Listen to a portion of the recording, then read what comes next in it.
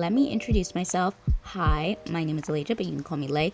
Welcome back to A Little Atypical, a space for deep feelers and unconventional thinkers navigating wellness, personal development, and lifestyle with a little more nuance. I'm here to bring fresh energy to the beauty, wellness, and personal development space by having the curiosity to dig beneath the surface. I like to talk about typical topics from a not so typical perspective, and that's exactly what we're going to do today.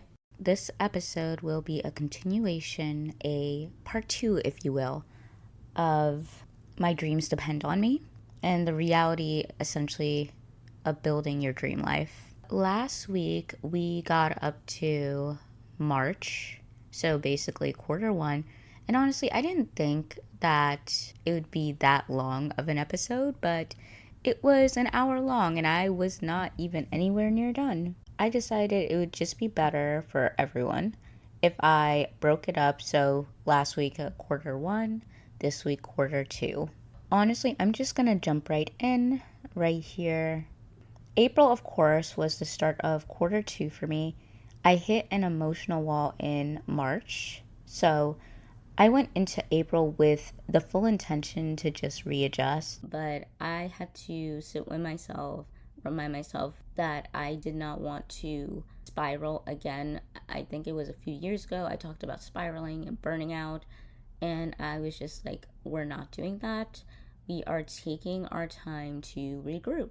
One way that happened for me, and I could have saw that shift, was physically. Also, I'm very sorry if you can hear my neighbors. I don't know what to do about the volume.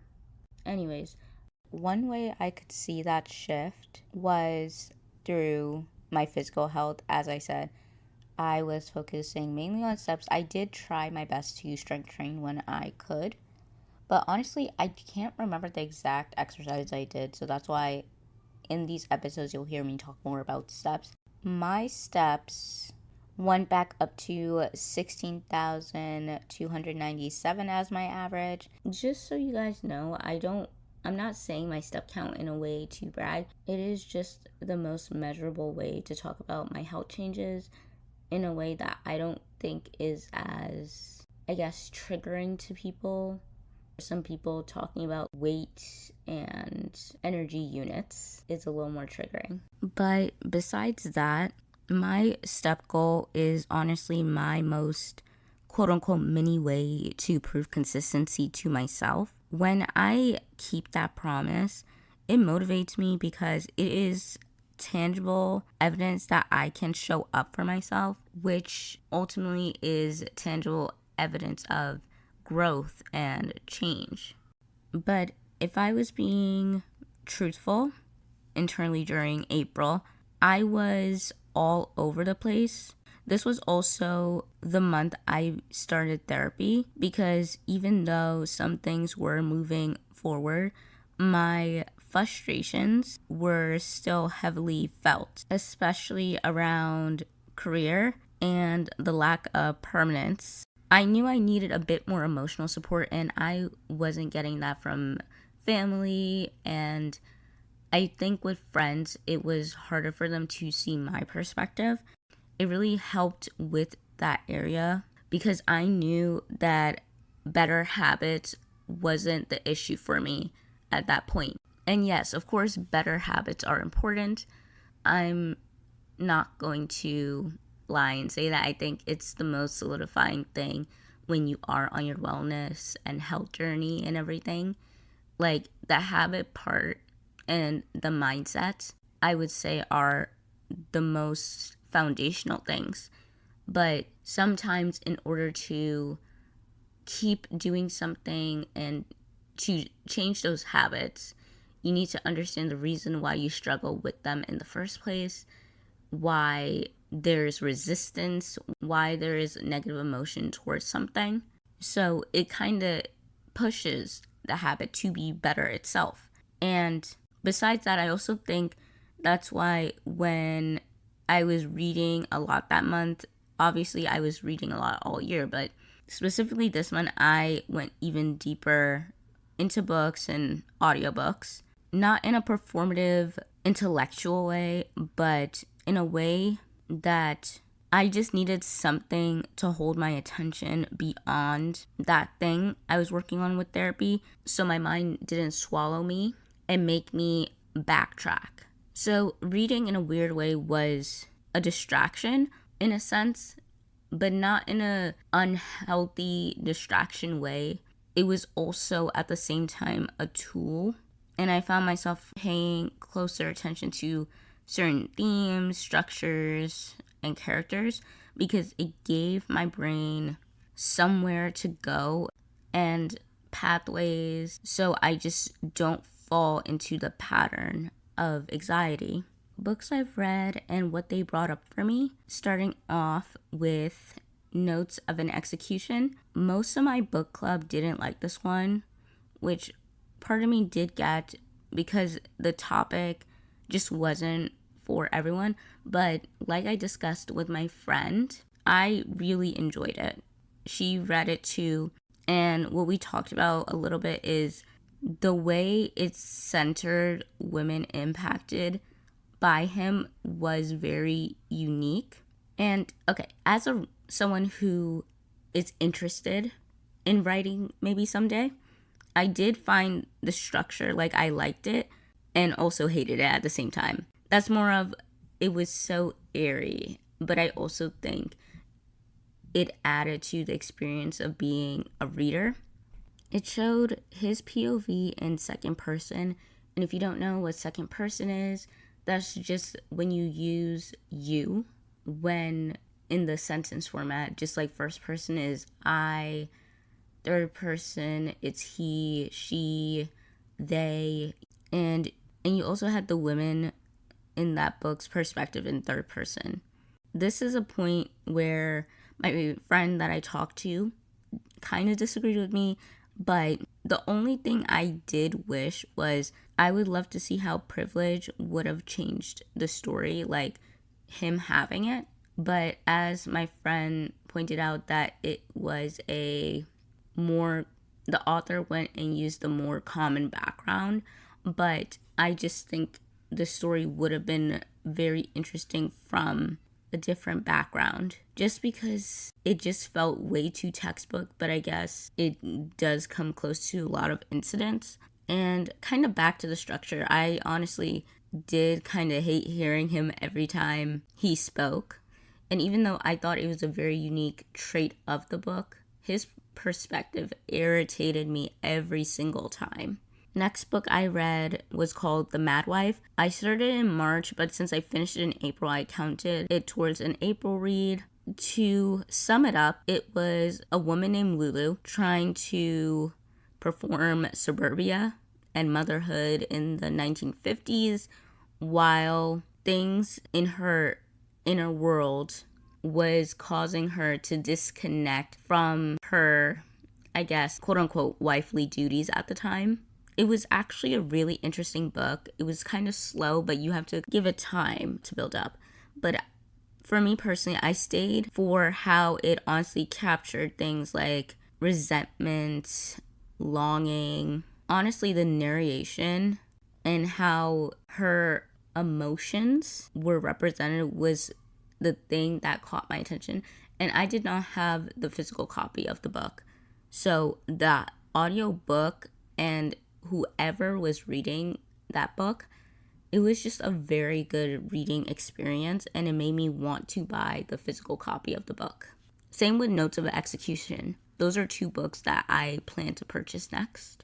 Next was this book called Real Happiness, The Power of Meditation. So this book was more of a refresher for me because it was the book that I used as a quote-unquote textbook when I did a meditation class. And I didn't necessarily really follow the program, just wanting to take in the knowledge at that point. I did say in last episode that the book I read, Eat, Pray, Love, did make me want to reconnect with that aspect of spirituality, the practice of specifically meditation. It reminded me to actually take action on that, even though I'm gonna be so for real. Meditation is so hard for me to fulfill and really incorporate in my life I was still struggling with structure. And honestly, structure and environment are two things that I have been heavily working on in Q3. So I don't want to jump to that, but I have met a lot more people who do practice meditation. And I do feel like, because of who I'm surrounding myself with, that once I get a lot more organized with my day-to-day, that I can incorporate it so much better. They always talk about how that's one of the things that energizes them and gives them natural energy to fulfill different tasks throughout the day, because with that person, they are always outside. So it is, in my opinion, worth to give it a try, because my energy has improved, right? Mostly through eating. But I think once I have a little more clarity, that can be another good thing to add to my life. But back to the books for April. I read Heated Rivalry. And no, I didn't read the book before that, the original first book, because I didn't see it available on Libby. And the thing is, I wanted to love it because it was already past the month where everyone was kind of talking about it. I forgot what month that people were obsessed with it. But for me, the writing style just didn't click. The romance didn't feel emotionally built until maybe the last 30% of the book. I also felt like one thing the author could have did better was showing more of the life around the romance, with more of the friends, found family, depth. And it's maybe because I read so much other hockey books.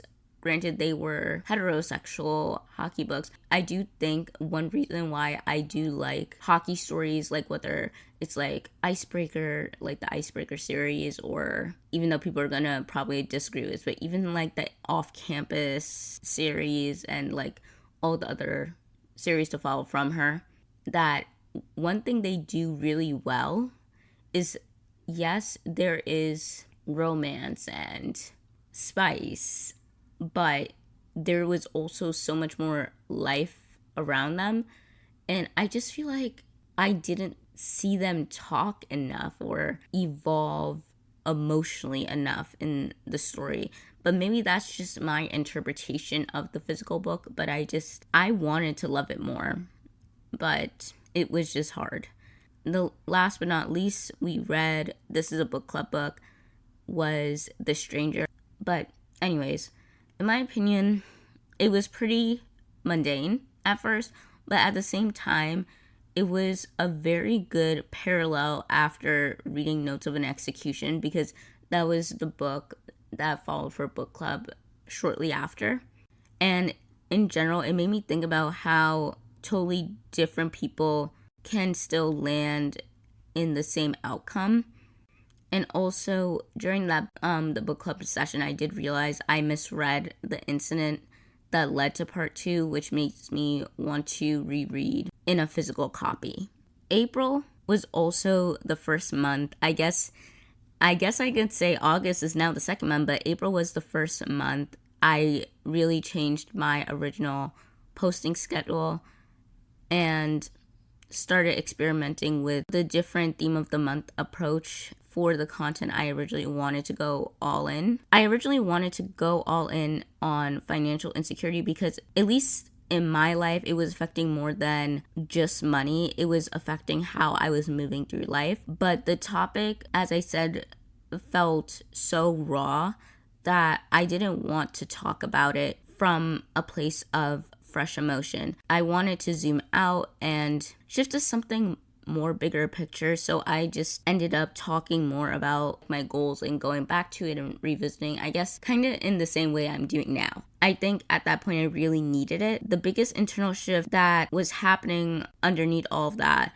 was how therapy kept pulling me back to this topic of personal agency. and kept telling me it's not just what's happening to you, but what you can choose, build, and reclaim in it. And because that was such a topic that was heavily brought up, that personal agency is what inspired May's topic of the month. And honestly, I am just going to combine May and June because they kind of have similar themes. Okay, by time May rolled around, I was already trying to get my ish together from April. I started the month pretty joyful, but towards the end, there was so much panic, misunderstanding, and miscommunication.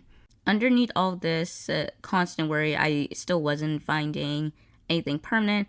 And every time I thought something was about to land, it didn't. The disappointment started to compile. I could feel myself getting more frustrated and emotional about the lack of stability. And then at the same time, there was a lot happening around me. A close friend of mine was watching one of the most important people of their life die. Someone else in my world was going through something that was actively harming their self-esteem, and I was also going through my own things, as I clearly just covered. I kept getting stuck in my head about how to show up for people in moments like that, because I wanted to do more, say the right thing, be better support, but I didn't know how, and the pressure I was putting on myself kind of made me freeze in my mind.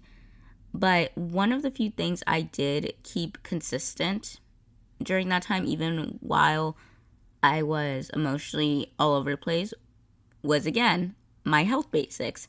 So I still obviously kept up with my steps. My daily step average was about 15,545, while June it took a slight dip, averaging at 13,940, but that dip was very intentional because it was part of solving the issue I was facing that arose in pretty much at the end of May into early June that was honestly causing me so much emotional distress.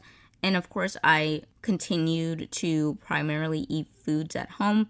The only time I did really get food out was like something very specific, which was a deli sandwich. You know, it was honey turkey, Swiss cheese, or was it American cheese?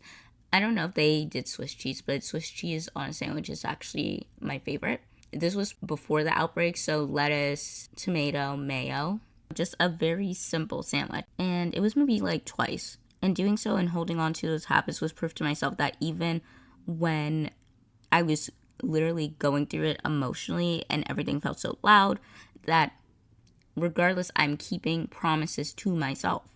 Because I think that is one of the hardest things people experience is when they make promises to themselves and life does what life does and things happen, whether it's to family members or with your finances or just something unexpected and completely unfair, if I'm going to be quite honest, happen, that it changes like how they operate and it causes them to not keep their promises to themselves.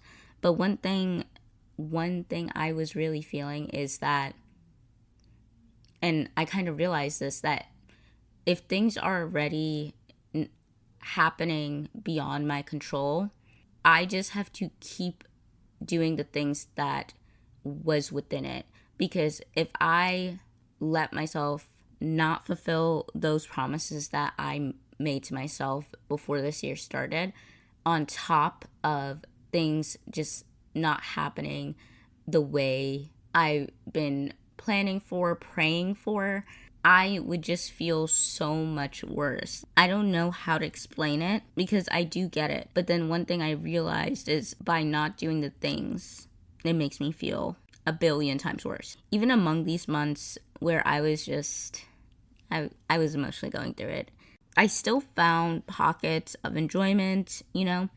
I watched shows like Off Campus and Not Suitable for Work these months, whichever months they came out, and it mattered more than I expected because it wasn't me like numbing out or pretending that things aren't in my eyes wrong. It was me practicing something healthier, which was allowing myself occasional breaks without them turning into moral failure. And in the past, I would take everything going wrong externally as a sign that I had to do more, while also having this like underlying self-doubt that I didn't even know how much more of me I could give without it destroying me again and again. So letting myself rest without it spiraling into guilt, it was just such a satisfying win in a way, because it was progress. And then, well, you kind of got this hint, but then June, things only got worse. It wasn't a good month for me. I had many breakdowns, heartache, headaches. Truthfully, I don't want to get into the specifics, but as much as it was difficult emotionally, I also had big ideas and breakthroughs because of what I was feeling, because of how upset I was and overwhelmed I was getting. Even though I'm not sure how things will unfold from those ideas, I've been following my instincts every single day, showing up every single week to work on them and collaborate with people on them, despite how hard it's been to release control, especially in terms of being a creative and pursuing creative avenues. So to keep the pattern going, books I read that month, here are the mini reviews. First up, King of Gluttony. I am biased because Anna Wong is one of the authors who got me back into fiction. I read this in literally 2 days, like May 1st to May 2nd, and within the King of Sin series is definitely one of my favorites. I loved the childhood rivals dynamic. The pacing was pretty good, not too much happening at once, and that the characters felt more well-rounded than in some romance reads. I can't lie, I'm kind of biased, and I think that's why I love the male lead in this, is I just love a man who can cook, okay? He was perfect, and I loved him, but besides of that, my love of fictional men, honestly, only men she writes, but, well, majority men she writes. But anyways, next up, I actually continued with Parable of the Talents. We didn't get to read it in book club, and truthfully, it's kind of sad because I loved this one more than Parable of the Sower, because, spoiler warning from anyone in my book club, I am going to say a little bit, not too much. Seeing her build community and step into leadership felt like something I needed to see this year, especially with how my 2026 vision started with community, the idea of community, and the second half of the year did start pulling me towards this concept of leadership, which that is a subject I'll thread lightly on because there is a lot more background to this, and this is something I had to go back and analyze, and I still need to return more into it. Next, it was Love Song. I know Elle Kennedy has her controversies, and I'm not here to justify it. It was more of, I'm bored, and I just wanted to continue a series I already started type book. Honestly, it was available on Kindle, and it was a nice break from the heavier, more analytical books I was reading. I found parts of the characters extremely relatable, especially the female cast, where she was also questioning her skills and what she would do post-grad and just not feeling as useful or as skilled as the people around her. Feeling like unremarkable in the sea of incredible people around her. And that is a feeling I relate to so bad right now. Next, this was a book club read. So reread for me because I read this in 2024, but The Midnight Library. It's one of those books that pokes at the what if mindset, you know, without making you feel stupid for having it.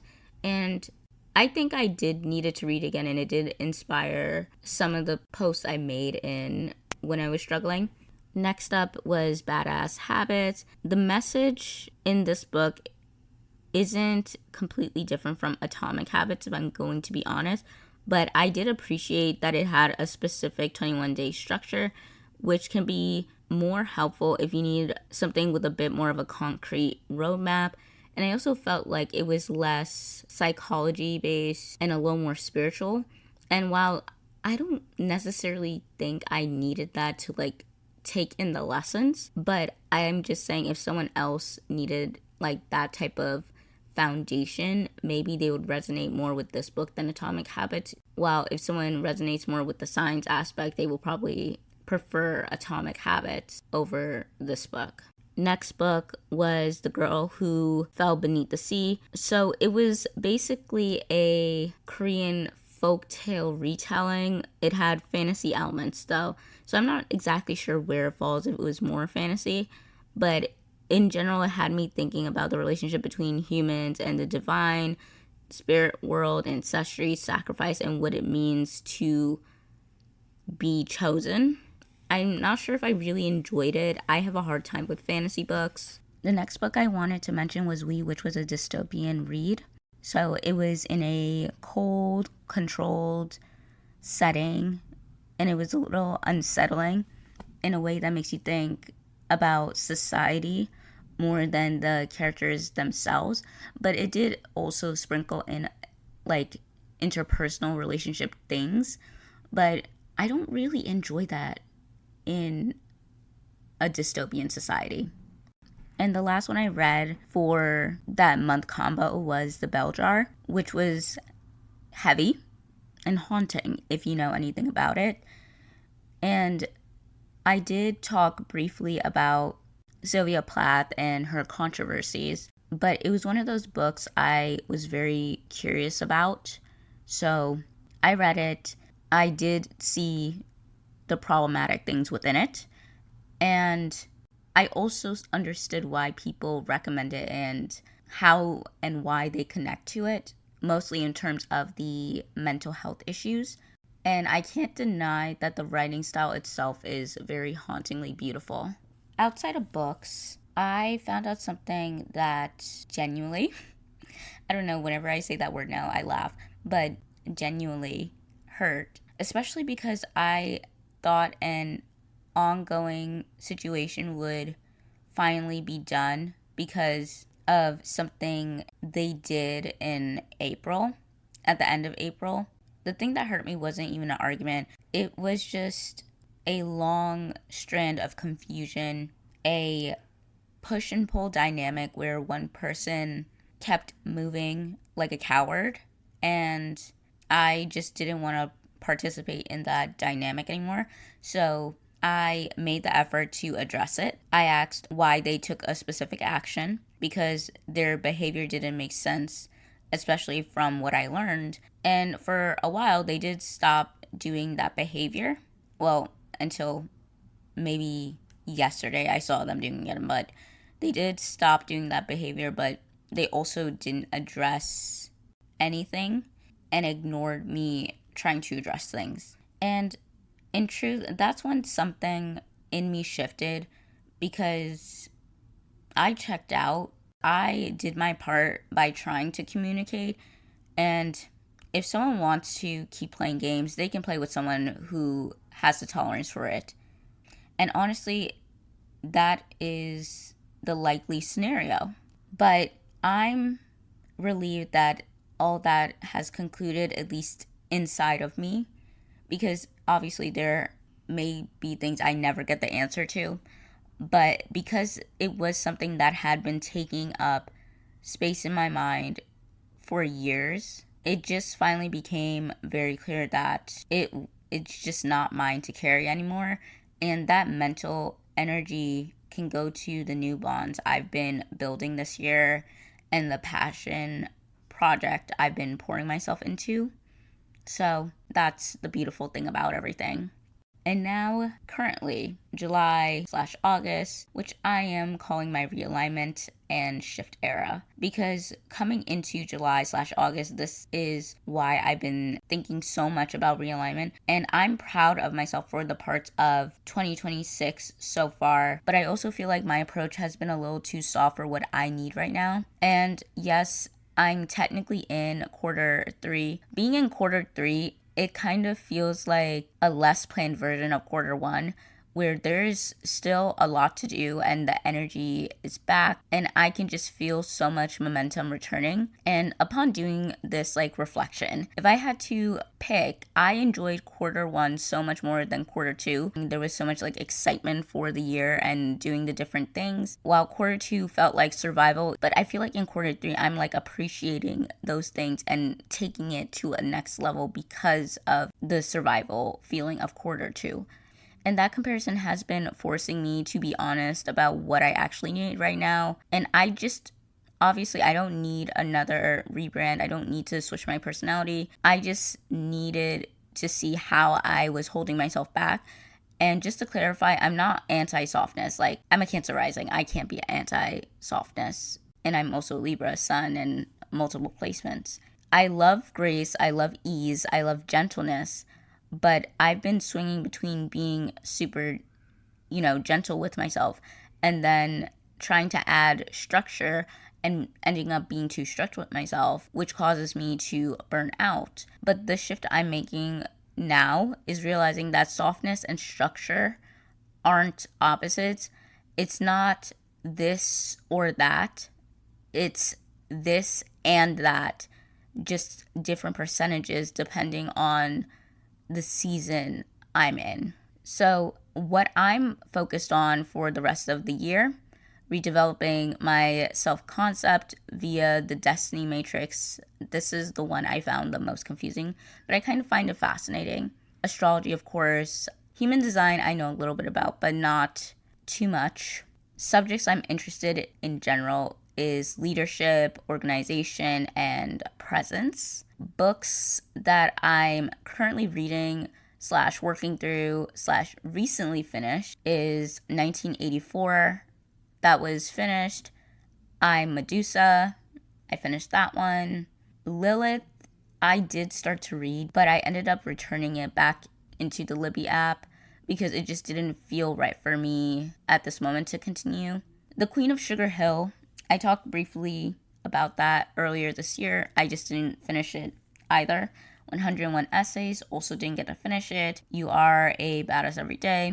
I still have about 30% of the book left. And in book club, we are currently reading a book called Interview with the Vampire by Anne Rice. And like I said, I am not the biggest fantasy person, but I am trying to work through it. It's just very hard because some of the language there in the book disturbs me a bit. But yeah. I did have more I wanted to say, so instead of trying to cram all my biggest lessons and takeaways from the first half of this year, into this one episode, and actually since I had to adjust my schedule to make quarter 2 its own episode, it might include lessons from quarter 3 as well. The episode probably won't go up until sometime September. I'm just ending this episode with reflections, and I thought just sharing those questions that have been guiding me would be helpful for anyone listening too. Before I get into this, I just wanted to say I'm also keeping these questions in first person since they were originally questions for myself. Even though I say I, my, me, and stuff like that, obviously when you read it back to yourself, it's about you, but I just wanted to clarify before I get started. So question 1, is there a misrepresentation between my desires versus how I present them? In what specific areas do my external actions or the way I present myself contradict my true internal desires? Question 2, what am I trying to protect or who am I trying to please by misrepresenting what I actually want? 3, what is one small, safe way I can start presenting my desires more honestly to the world this week? 4, have I truly been doing everything I could to create change in that area? If I am completely honest, have I actually deployed 100% of my available energy towards creating change in this area, or have I been holding back? What specific aspects of my current approach are clearly not working? What tools, daily habits, or support systems am I ignoring that could radically change my approach? What are my biggest obstacles to consistency? What specific events, emotion, or environmental cue most frequently derails my daily consistency? What exact flaw in my daily routine, environment, or calendar structure actively allows these disruptions to succeed? Looking at my current goals, is my level of self-compassion serving as a healing tool, or is it morphing into an excuse to avoid discomfort? Is the degree of my softness too high or too low for the goals I am pursuing? If my softness is too high, what hard truth am I avoiding? If it is too low, where am I causing unnecessary burnout? What does a healthy balance of high accountability and deep self-grace look like for the specific goal I am pursuing right now? What are open loops in my head and in my heart that I need to close to move forward? What are the specific unfinished situations, unsaid words, or unresolved emotional depths currently draining my mental energy? What keeps triggering those loops to be open? What specific environments, people, or reoccurring thoughts keep pulling these open loops back into my active awareness? What do I need to face to close them?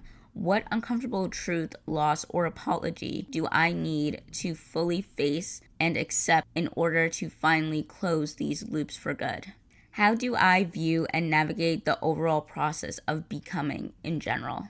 So that is all for today. Since this is a long one, I'm just going to jump into our card pull, ending this episode with a self-care oracle deck. Just a little boost of inspiration for anyone who needs it. And I'm sorry you guys didn't get this in the last episode. If card pulls aren't your thing, and this is usually where you click off, thank you for listening, and be sure to come back next week. Follow so you can stay up to date with new episodes, catch up on old episodes, and of course, rate the podcast 5 stars so more like-minded people can add it to their rotation of content. The card we got was 51, Sync with the Moon. Mantra: I embrace my ebb and flow, my many phases, and the cycles of life. The moon is a powerful celestial entity that reflects the flow of our cycles and the many phases we go through. Look up the current moon phase for guidance on which energy will serve you best at this time. Guidance for each moon phase. New moon, carve out time and space to get clear on your desires and set your intentions. Write down what you want to manifest to amplify your intentions and keep track. Waxing crescent moon, focus on manifesting your intentions and keep visuals around for support. First quarter, take actions to show your devotion to manifesting your intentions. Waxing gibbous, celebrate the beauty of the human experience and all that is moving in your desired direction.